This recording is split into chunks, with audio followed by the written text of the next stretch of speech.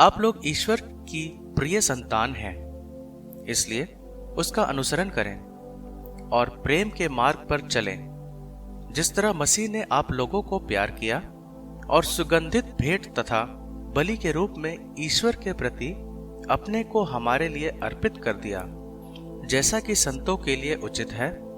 आप लोगों के बीच किसी प्रकार के व्यभिचार और अशुद्धता अथवा लोभ की चर्चा तक ना हो, और न भद्दी, मूर्खतापूर्ण या अश्लील बातचीत, क्योंकि ये अशोभनीय है, बल्कि आप ईश्वर को धन्यवाद दिया करें।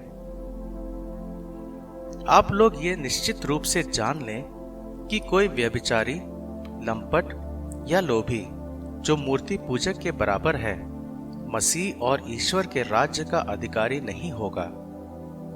कोई निरर्थक तर्कों से आप लोगों को धोखा ना दे।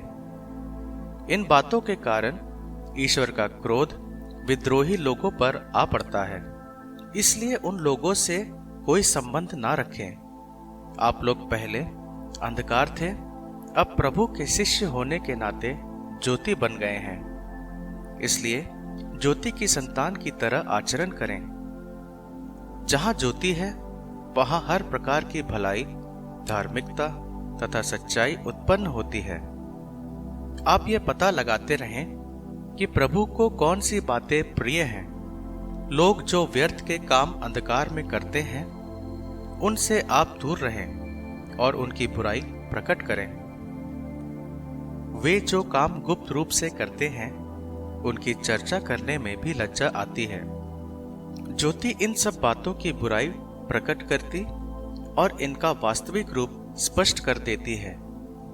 ज्योति जिसे आलोकित करती है, वह स्वयं ज्योति बन जाता है। इसलिए कहा गया है, नींद से जागो, मृतकों में से जी उठो और मसीह तुमको आलोकित कर देंगे। अपने आचरण का पूरा पूरा ध्यान रखें, मूर्खों की तरह नहीं बल्कि बुद्धिमानों की तरह चलकर वर्तमान समय से पूरा लाभ उठाएं, क्योंकि ये दिन बुरे हैं। आप लोग नासमझ ना बने, बल्कि प्रभु की इच्छा क्या है ये पहचाने। अंगूरी पीकर मतवाले नहीं बने, क्योंकि इससे विषय वासना उत्पन्न होती है, बल्कि पवित्र आत्मा से परिपूर्ण हो जाए। मिलकर भजन, स्तोत्र और आध्यात्मिक गीत गाएं। पूरे हृदय से प्रभु के आदर में गाते बजाते रहें। हमारे प्रभु ईसा मसीह के नाम पर सब समय सब कुछ के लिए पिता परमेश्वर को धन्यवाद देते रहें।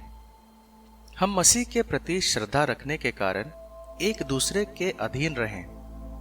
पत्नी प्रभु जैसे अपने पति के अधीन रहे।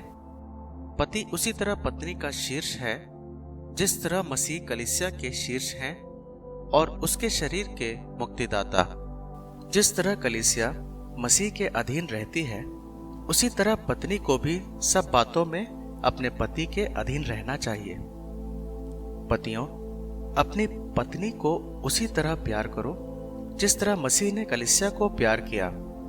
उन्होंने उसके लिए अपने को अर्पित किया, जिससे वह उसे पवित्र कर सके और वचन तथा जल के स्नान द्वारा शुद्ध कर सके, क्योंकि वो एक ऐसी कलीसिया अपने सामने उपस्थित करना चाहते थे जो महिमामय हो, जिसमें ना दाग हो, ना झुर्री और ना कोई दूसरा दोष, जो पवित्र और निष्कलंक हो। पति अपनी पत्नी को इस तरह प्यार करे मानो वो उसका अपना शरीर हो। कोई अपने शरीर से बैर नहीं करता, उल्टे वह उसका पालन पोषण करता और उसकी देखभाल करता रहता है। मसीह कलीसिया के साथ ऐसा करते हैं, क्योंकि हम उनके शरीर के अंग हैं। धर्म ग्रंथ में लिखा है, पुरुष अपने माता पिता को छोड़ेगा और अपनी पत्नी के साथ रहेगा और वे दोनों एक शरीर हो जाएंगे। ये एक महान रहस्य है। मैं समझता हूं कि ये मसीह और कलीसिया के संबंध की ओर संकेत करता है।